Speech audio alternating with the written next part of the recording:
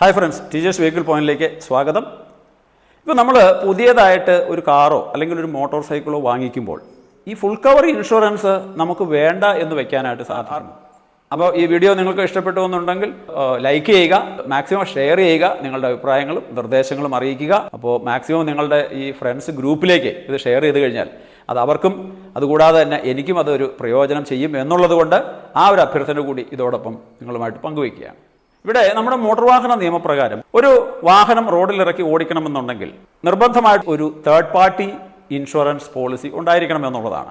അപ്പോൾ ഇവിടെ നമ്മൾ പുതിയതായിട്ടൊരു വാഹനം വാങ്ങുമ്പോൾ കമ്പൽസറി ആയിട്ട് ഇപ്പോൾ ഈ 3 വർഷത്തേക്കുള്ള ഇൻഷുറൻസ് എടുക്കുമ്പോൾ ഇതിൽ 1 വർഷത്തേക്കുള്ളത് മാത്രമാണ് ഈ ഫുൾ കവർ ഇൻഷുറൻസ് എന്ന് പറയുന്ന കോംപ്രിഹെൻസീവ് ഇൻഷുറൻസ് ഉള്ളൂ. അതുപോലെ മോട്ടോർ സൈക്കിൾ ആണെങ്കിലും 1 വർഷത്തേക്കേ ഉള്ളൂ. ഇപ്പോൾ ഒരു പുതിയ ബൈക്ക് വാങ്ങുമ്പോഴുള്ള ആ 5 വർഷത്തെ ഇൻഷുറൻസിൽ ഉള്ള ആദ്യത്തെ 1 വർഷത്തെ ഫുൾ കവർ ഇൻഷുറൻസ് ഒരാൾക്ക് വേണ്ട, അത് തേർഡ് പാർട്ടി ഇൻഷുറൻസ് മതി എന്ന് ഒരാൾക്ക് അങ്ങനെ ഒരു തീരുമാനം എടുക്കാനായിട്ട് സാധിക്കും. കൂടാതെ കാറാണെന്നുണ്ടെങ്കിൽ ഫുൾ കവർ ഇൻഷുറൻസ് വേണ്ട എന്ന് തീരുമാനിക്കാനായിട്ടുള്ള ഒരു അവകാശം ഈ വാഹന ഉടമയ്ക്കുണ്ടോ എന്നുള്ളതാണ് ചോദ്യം. നിങ്ങൾക്ക് വാഹന ഇൻഷുറൻസ് എടുക്കുമ്പോൾ തേർഡ് പാർട്ടി മാത്രമാണ് നിർബന്ധമായിട്ടും എടുക്കേണ്ടത്.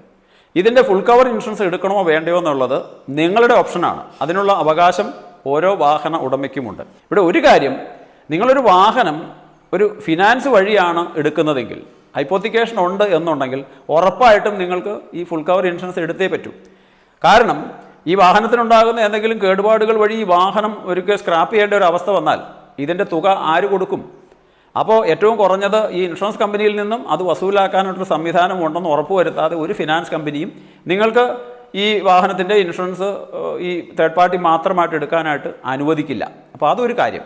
ഒരു കാര്യം, നിങ്ങൾ ഈ വാഹനത്തിന് ഫുൾ കവർ ഇൻഷുറൻസ്, ഇപ്പോൾ പലരും ചോദിക്കുന്ന ഒരു ചോദ്യമാണ്, നമുക്ക് തേർഡ് പാർട്ടി മാത്രമേ ഉള്ളൂ, എനിക്കത് എങ്ങനെ ഫുൾ കവർ ആക്കാനായിട്ട് സാധിക്കും? പലപ്പോഴും ഒരു 7 വർഷത്തിലൊക്കെ അധികം പഴക്കമുള്ള വാഹനങ്ങൾക്ക് ഇൻഷുറൻസ് കമ്പനികൾ ഫുൾ കവർ ഇൻഷുറൻസേ കൊടുക്കുന്നില്ല. കാരണം ഇന്ന് വാഹനങ്ങൾ അപകടത്തിൽപ്പെടുന്നതിന് കണക്കില്ല. അപ്പോൾ ഇങ്ങനെ ഈ അപകടത്തിനുള്ള കോമ്പൻസേഷൻ കൊടുത്ത് അവർ മുടിഞ്ഞു പോകുന്ന ഒരു അവസ്ഥയിലേക്ക് എത്തിയെന്ന് വേണമെങ്കിൽ നമുക്ക് പറയാനായിട്ട് സാധിക്കും. അപ്പോൾ അതുകൊണ്ട് തന്നെ കഴിയുന്നതും തേർഡ് പാർട്ടി ഇൻഷുറൻസ്, അതായത് ഇപ്പോൾ മോട്ടോർ വാഹന നിയമപ്രകാരം ആവശ്യമുള്ള ഒരു ഇൻഷുറൻസ് മാത്രമാണ് നൽകുന്നത്.